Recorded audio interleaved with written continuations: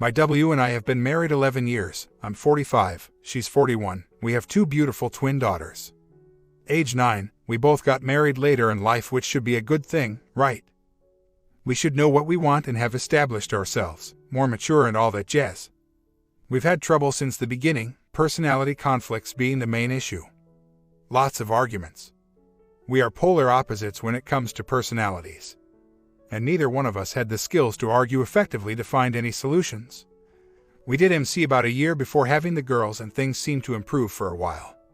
Then the girls were born 7 weeks premature and our lives were turned upside down, don't get me wrong. They were very healthy but did spend 23 days in hospital, and then when they finally came home, we both had our work cut out for us. With 2 babies and 2 parents, neither one of us ever got a break. It was very stressful and tiring, but we managed through it. Then I went off track when the girls were about 3 years old. I wasn't happy with my life. Wife stayed home with the kids not working. I was the sole wage earner. Financial difficulties. And lots of daily stress caring for 2 toddlers at one time. I started drinking to relieve the tension and I became addicted to booze. Drank every day and night for 3 years. This was the catalyst for our eventual downfall. Well, as you can imagine, the W didn't take all the drinking and neglect very well. She even complained about it many times, but I was in the addiction phase and didn't care. I just needed my daily fix of booze. She finally tired off all this and withdrew from the marriage, much like I had withdrew into myself with the booze. About 3 years ago, during this vulnerable time, she was contacted by an old boyfriend who was having marital problems of his own. His wife was a drunk and wanted to renew the friendship. Timing is everything. She latched onto that very quickly. You can see where this is going. I'm sure they had everything in common regarding their marriage crisis. He fulfilled a much-needed void in her life emotionally. Within 2 weeks they were having an emotional affair via email, which I stumbled upon one night after work. That was April 15th. I stopped drinking that very day and have been sober since. That email I found was my wake-up call. Too late, of course. And I decided if I wanted to save my marriage, I must get help right away. I've done IC, MC, anger management, and group therapy. Still in IC to this day. I take medication for depression and anxiety. I've made significant changes and improvements in my life, which my W has recognized and acknowledges. I've taken responsibility for my abhorrent behavior and apologized many times, however. She has not been able to do the same even with IC and some MC. Over the past 3 years, she has continued the year off and on. I've caught her rekindling the affair many times while lying her to me and the MC about it. She took it underground several times with secret email accounts, secret texting, secret cell phones, etc. Each time I was able to find out and confront her. She exhibits remorse, cries, begs me not to do anything rash and promises never to do it again, only to revert back to her old ways. Last week I again found a lengthy email from her to him which unfortunately confirmed several suspicions I've had but could never prove. Turns out she did have a paw at least once with the OM and wants to do it again. He recently divorced his drunkard wife, got his own place and has custody of his kids, so he's readily available to carry on with this affair. Last week was the last straw for me. I now realize she's never going to change and I need to get on with my life. And therein lies the problem. I want, desperately need, a separation, but we simply cannot afford to do it. I told her this and she just says we can't do it financially. I've run the numbers and it's just not possible, so she's right. She does work full-time now but only makes $11 an hour. I'm the primary wage earner. And now with school out, we have $3,000 babysitting expense for the summer. I feel trapped, my head is spinning, I'm consumed with the latest setback, I can't concentrate. I can't think straight, having memory problems. Haven't done any real work at my job since finding her email. Yesterday I felt like I was on the verge of a panic attack. She says she won't try to stop me from leaving, but we first need to get our financial house in order. She wants me to stay for 6 months so we can pay down some debt and she can post out of her current job and get a better paying one. I don't think I can make it another 6 months. The pain, tension, and bitterness are overwhelming. How can I possibly do this any longer? Very sorry for the long story, but wanted to get it all out there. My questions are: 1. Since I have to stay in the same house, I don't feel I can effectively do the 180 to keep the household running. I can't simply back off and not do anything. Most things like cleaning, shopping, banking, and activities are intertwined with the kids' well-being. Should I just suck it up, bury my emotions, and somehow muddle through the next 6 months? 2. When it comes time and I can actually move out, what do I need to do if anything to protect myself? I've seen posts that say don't leave till you see a lawyer. Something about abandonment. How can she say I abandoned her if I earn 80% of our income and still support her and the girls? I also see posts where it appears the couple just splits on a friendly basis without any legal arrangements being made. She's only been playing me along for the financial security. I don't like being played, lied to, and deceived constantly. It's very demeaning and generates a lot of bitterness. Yes, save myself, that's how I'm feeling, like if I don't do something now, my very being is going to vanish. I feel like a defeated man. She keeps the pressure on by telling me what my leaving will do to our girls. We will experience financial collapse, which I tend to believe, and destroy their lives. It's vitally important to her not to leave onto our girls that anything is wrong and to keep them in a stable home they are happy in. The guilt of leaving in general is very overwhelming. Our girls, they've already experienced some bad arguments and behaviors on both our parts. They ask some scary questions about mommy and daddy's love for each other and our family unit sometimes. They have friends in school with only one parent, and the idea is both foreign and frightening to them. Here is an update. I managed to get her to talk with me last night about separation planning. It was only 30 minutes, but at least she was fairly calm about it. Her biggest concern seems to be financial. She didn't express any emotion or feelings about the fact that our marriage is ending. Oh well. She keeps saying she can't support herself and our girls on $11 an hour. I keep telling her I'm not leaving her with only her paycheck. That I still need to support the household my kids are living in, which in turn means supporting her to some extent. The worst thing is we just don't make enough money to support 2 households at the moment, hence my feelings of being trapped. I have a solution for that, but she's reluctant to agree. I have a classic car, 1971 Buick Grand Sport, Tribute, that I've had since before meeting the W. It's my last and only remaining hobby, as work and raising children has replaced all else. Mostly it sits in the garage because I don't have time or money to work on it. I propose selling the car to give us the money needed to cover the extra expenses. It would get us by for 2 to 3 years. Hopefully by then she's making more money. Anyway, the car is titled in both our names and I cannot sell it without her consent because we both must sign over the title to any new owner. And she's been refusing to do so, saying the car is too important to me and selling it will make me feel bad. It has sentimental value, etc. She's more worried about how I feel about a stupid car than the fact our relationship and very way of life is coming to an end. It just blows my mind. Last night was the first time she seemed to be opening up to the idea of selling. I told her to give it some serious consideration. Yeah, I like the car and all, but peace of mind, emotional stability, and getting on with my life are more important to me. I can always buy another car. Someday, hopefully. Few months later. I've been staying put mainly for our girls' sake to make this summer as stable and fun for them as possible. Since I cannot make any changes right now due to our temporary financial situation, childcare expenses, I decided to make use of this time to try and crack the barrier that my wife has put up against true R. I know it's a long shot. But what the hell, at least I can leave knowing that I did everything possible to turn this around, and that makes me feel better about myself. She is unable or unwilling, not exactly sure which, to acknowledge, take ownership, be honest, or offer transparency about the affair. So, I've been mentoring her by providing numerous articles found on the web and this site about affairs. How they happen, the emotional effects felt by the cheater, the impact on the DS and family, remorse, reconciliation, etc. She has read all of them and told me so. She even said they were informative and gave her new perspective on the situation. By the way, with her new full-time job and home responsibilities, she is really busy, which leaves little time for contacting the OM. I have not been monitoring communications, so I really don't know if they text or call, but I think he's once again broken contact with her and the fog has lifted, which may allow some of what I'm doing to sink in. I also have been stepping up my game, being more attentive, affectionate, initiating bonding more often, taking care of the household tasks and making dinner since she works later than I do, running the kids around everywhere to their activities, planned our family vacation this year. I want her to see how good life really is with us. I know major doormat situation. I should be doing 180 and distancing myself. That will come soon enough this fall if she doesn't come around. Until then I'm going to keep trying to save this marriage. I gave her some time to absorb the material and things I've been doing to see what she would do. Unfortunately, nothing happened, no our efforts from her. She's nice and all. We've been getting along fine, no arguments or fights, just day-to-day living. So, first week of July.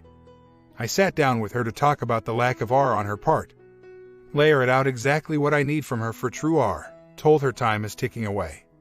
Told her she should be trying harder to see her I see. I see is booked till Sept. But you can call in daily looking for cancellations. She took it all in but not much response to my talk, so I continue with my efforts. I set up a date night, dinner and a movie. We had a good time, almost like when we were dating before getting married. We went on our family vacation to Myrtle Beach and had a wonderful time. Had good bonding too. Now here we are beginning of August and still no our efforts from her. In fact, she just did something that makes me uneasy. Her cell phone has been acting up. She drops it all the time and it's a few years old, so, the day after we get back from vacation, she goes and gets a new 3G phone, doesn't tell me but does use our joint account to pay for it, so that's how I found out. She could easily have used her personal credit card but didn't. It's been 4 days now and she hasn't showed me her new phone or said anything about it. What the hell? Again, no transparency. So, I'm about to confront her one last time about her lack of effort to R. Probably not worth the effort, but like I said, might as well keep the pressure on while I'm stuck here. Here is the script I'm going to use. Take a read and let me know if I should change if anything. Here we are another month later after I talked with you the beginning of July and still nothing from you. It would be nice if you had the maturity and guts to resolve the issue of your affair. But I guess that's not going to happen. So far there still has not been any acknowledgement, remorse, ownership, honesty, or transparency forthcoming from you. All you do is rug sweep the issue and behave nicely toward me. That is not enough. Yes, in the past I too have fallen short of meeting my responsibility as a loving husband. I did not honor my vows as I should have, but unlike you, when confronted with losing my wife and family, I took the initiative to seek out help, make changes within myself, take responsibility for what I did to you and apologize for it. From all appearances and your lack of action, it seems that you are willing to give up your life as you've known it. And a pretty good one at that. It is very sad and depressing to know you can throw it all away. I would like to know why. Is it pride or ego? Why can't you come clean and resolve this elephant in the room? What is holding you back? Maybe you're done with me but simply can't say it. I just don't know. You should start thinking about divorce and how we will separate things like the house, equity, debts and such. Also, think about the girls and what is best for them with regard to custody. And not just what you want or feels good to you. What I mean by that is an equality of time shared with both of us, not skewed to one parent or the other. They love us both very much and deserve equal time with each of us. Time is running out fast, the summer is almost over and the added childcare expense will be going away. This will change our financial dynamic and allow for the necessary changes to take place. Changes I don't want but feel is necessary due to the circumstances. I will not tolerate any further rug sweeping of what you have done to me and our family. Staying in a marriage without trust, being a doormat, being played is not healthy and does not set a good example. I must do what is right for me and set an appropriate example for our girls as to what is acceptable in a marriage and relationship. Doing so will allow them to reflect on what happened between us later in their lives and see how it was eventually resolved in a healthy way. I do love you very much and want to reconcile. It's all in your hands now. You must do the heavy lifting from here on out. I pray you're up to the task. I didn't have an opportunity to go through my script outlined above in red text with her yet, but she did come to me this weekend and asked me what I expected from her after giving her the literature about A's, true R and such. I told her I hoped she would read them and gain some understanding of herself and the effects of the on us both, and what true R really looks like when it's implemented properly. And that I haven't seen any efforts on her part yet, and it was really bothering me as time is running out. Fall is coming. She told me that I'm trying to stipulate how she should feel and act, that she understands the mistakes she's made. She didn't say affair, just that she made mistakes. She says I'm never satisfied with how she does things, that it's never good enough for me. She said this in reference to I asked her to restart. It's been months since her last session. She continues to state that Sept is the first available appointment. I reiterated she can call any day, even every day, to get cancellation appointment. No response to this. From there she tells me she's upset that I criticized her IC a few weeks ago. I responded that I wasn't trying to criticize IC, but that I had concerns that the A wasn't being addressed at all and therefore she didn't come to grips with the A and what it was doing to me and our family. She didn't say whether it was discussed but proceeded to tell me there were a lot of other issues going on in her life at the time. Several deaths within her family, close relatives, and she was working through those problems. She also says that she feels there is a mental block of some kind in her mind that is preventing her from moving forward. She hopes MC and IC will help her break through that wall. I do too. We haven't had a MC session in a year. Our next MC session is this week.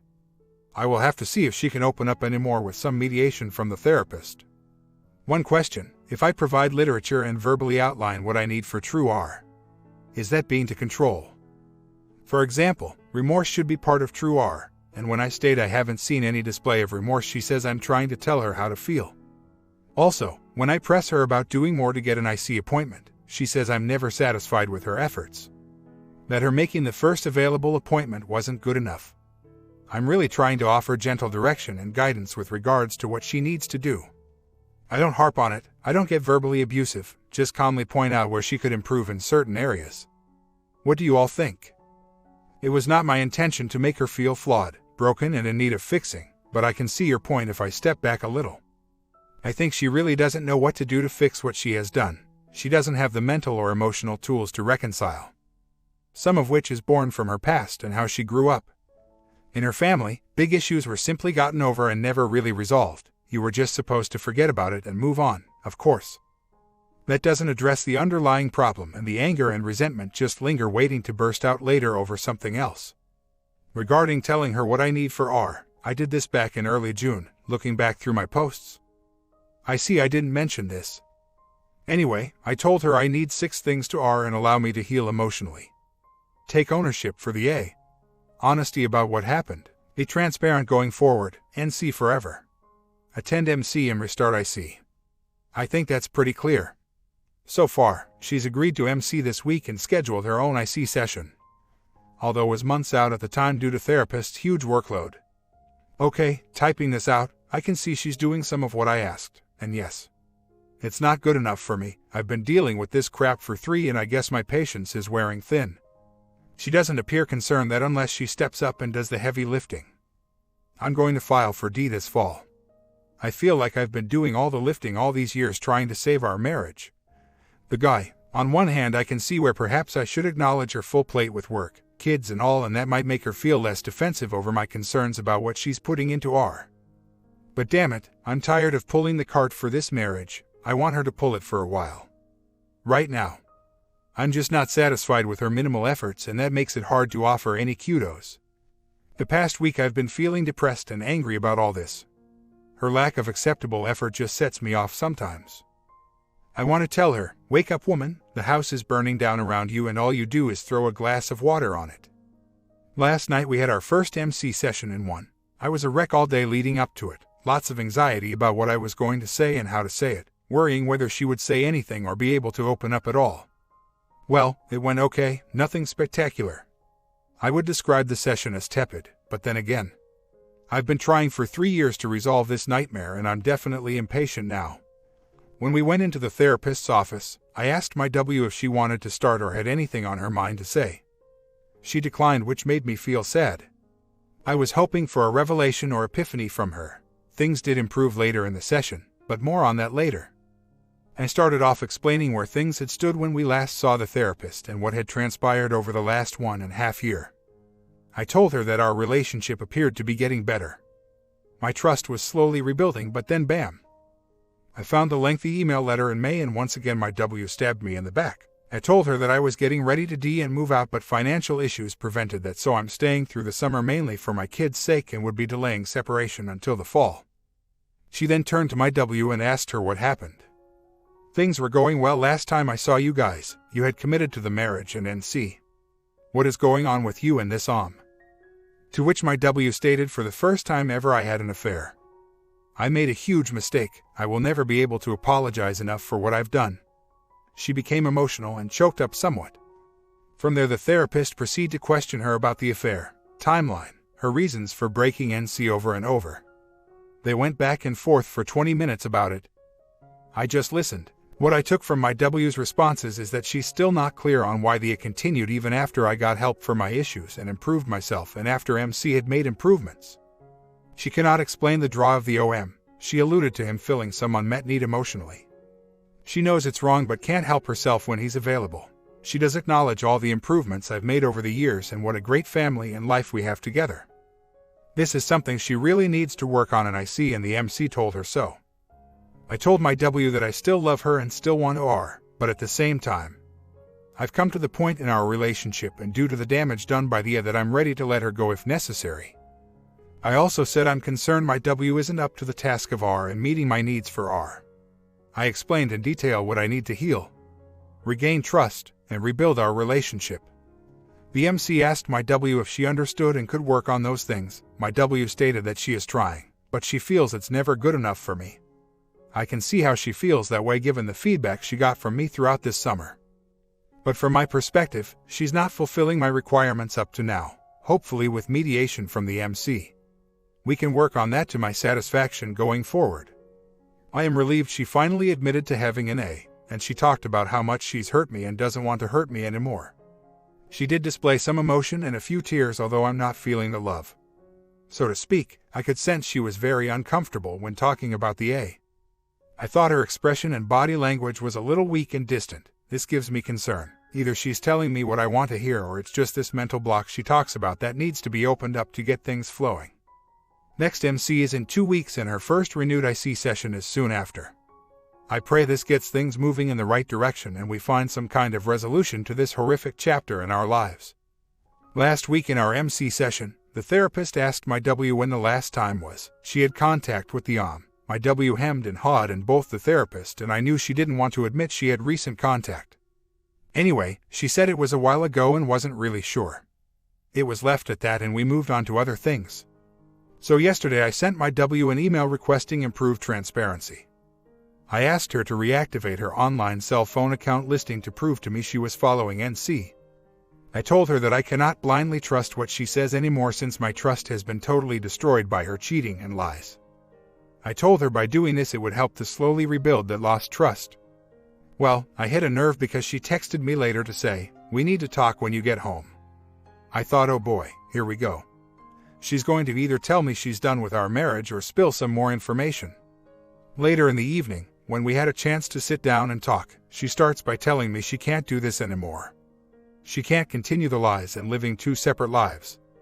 One with me and other with other man. She says she can't even keep all the lies straight anymore because there are too many to keep track of. She told me she needs to give our marriage a fair chance at succeeding and the only way to do that is to cut him off and concentrate on us. No crap. She said she still has a lot of pain from years ago when I used to mistreat and belittle her. From when I used to tell her she meant nothing to me and I was just staying for the kids.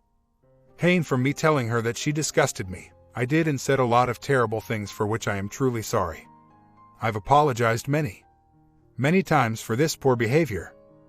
I reminded her that time in my life was very dark. I was lost, acting immature, acting out in anger, unable to cope with the stress of twin newborns and was out of control with my drinking. But I also pointed out that I've made significant changes the last 3 years and no longer behave in that way anymore. My actions show my long-term commitment to improve myself and our relationship. Anyway, I'm starting to see some small cracks in her armor. She seems to be really looking inside herself for the first time in years and doesn't like what she's become.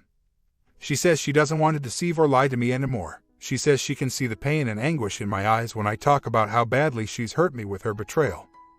Hopefully this is the beginning of her opening her mind and heart to figure out what she really wants and to work on improving herself. God, I pray it's so because I'm wore out from this roller coaster of a life. It needs to finally change and in a positive direction for once.